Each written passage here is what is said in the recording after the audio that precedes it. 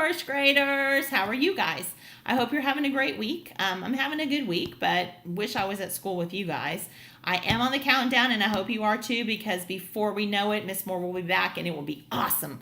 So today we're going to read a book about Miss Malarkey. She's a teacher that wants everybody in her class to love reading. She's kind of like Miss Moore, because Miss Moore loves reading, and I want you guys to love reading. But she comes across a student who only wants to play video games.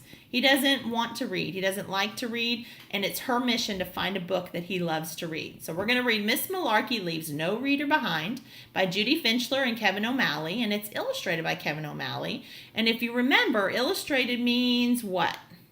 Draw the pictures. You're right. So let's find out if she can find a book that this boy loves to read. It's the first week of school, and this year Miss Malarkey said our class will be doing the Everybody Reads in America program. She thinks that reading is about the finest thing a person can do. So does Miss Moore. And she promises to find each of us a book we'll love before the end of the year. So does Miss Moore. Our school is supposed to read 1,000 books by June 12th, and Principal Wiggins says that if we can read that many books, he will dye his hair purple and sleep on the roof of the school. Can you imagine Miss Blizzard with purple hair? Oh my goodness. I'd love to see that, but there's one problem. I hate reading. Ew, that's not a great thing, is it? Not good at all. In October, Miss Malarkey gave me a book of scary stories. I don't like scary stories. I like video games, and so do my friends. Adwin is from Senegal, and he doesn't speak English very well yet, but he really likes math. Sam is good at lacrosse. Jamal likes to draw. Me, I like aliens, race cars, funny jokes, chewing gum, hot sauce, and doing cannonballs in the pool. They should write a book about me. A picture is worth 1,000 words, dude. What good is a book for? It has no good numbers in it. Miss Malarkey handed out a list of books that somebody said we should try. She handed them a page called 50 Nifty Books for November, and it was a list of books that she thought would be great for them. Maybe he'll find a book on that list. The school year was going by fast. It was already December. Everybody is reading, everyone but me and my friends. We walked by Susie Kurtzman, and her backpack was so crammed with books, she looked like she was going to fall flat on her back. What's in that backpack, I asked. Rocks? I don't want to read some book about baseball players.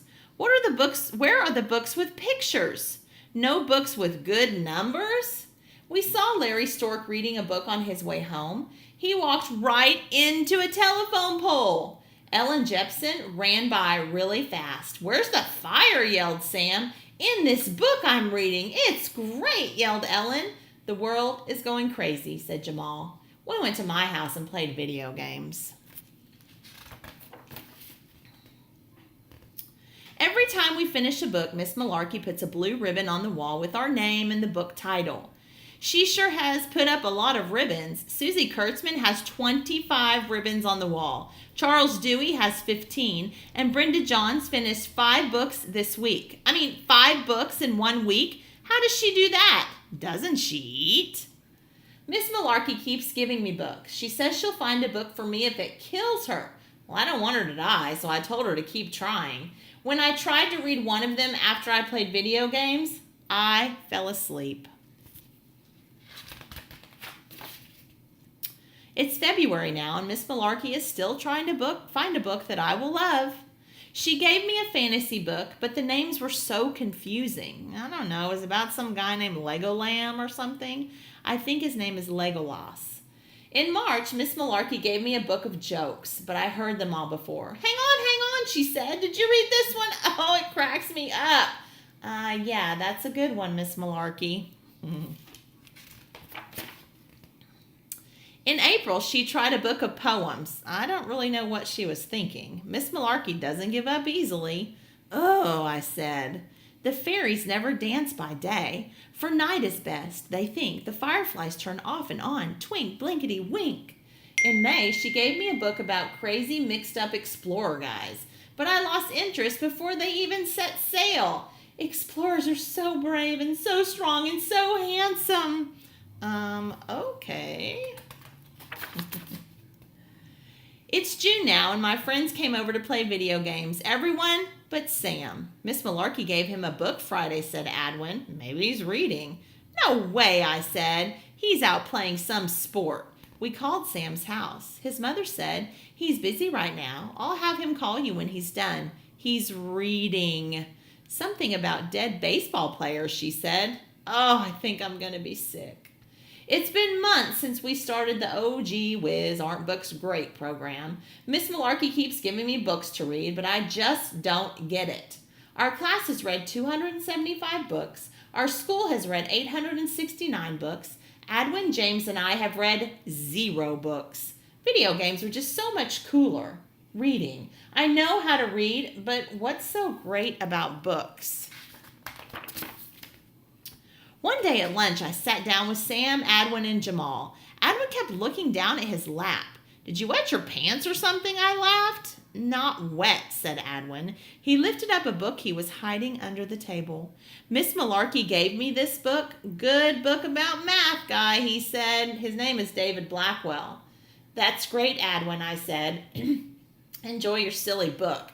But Jamal and I are going to be video game masters. Actually, said Jamal, I thought this was a good book when I read it too, and I don't even like math. I like when the guy said, I like pictures. Formulas and symbols, I don't especially like them. He's a pretty cool guy. Uh-oh, all of his friends are reading. My jaw hung open. How long have you been reading books, Jamal? A while now, I guess. I didn't want to make you feel bad. See, Miss Malarkey gave me this book about a painter named Van Gogh. You know how I like cool pictures, and this book had a ton of them. My friends read now. They still play video games, but not quite as much. Sometimes when they come over, they bring books and trade them. Sometimes they barely even play the video games. They talk about books. On June 10th, our school had a big assembly for the reading program. We're getting close to the goal of reading 1,000 books. The teachers bought a special blanket or special sleeping bag for Principal Wiggins for when he sleeps on the roof of the school. The school has read 999 books. Our class has read 334 books. And how many books have I read? 0. So if they read 999 books and they need to reach 1,000, how many more books need to be read? I wonder. The next day, Miss Malarkey asked me to stay after school. I thought maybe she was going to yell at me about the books I didn't finish. I tried to like reading books. I really did. I tried sports books and science books and joke books and fantasy and explorer books and detective books. What was I supposed to do?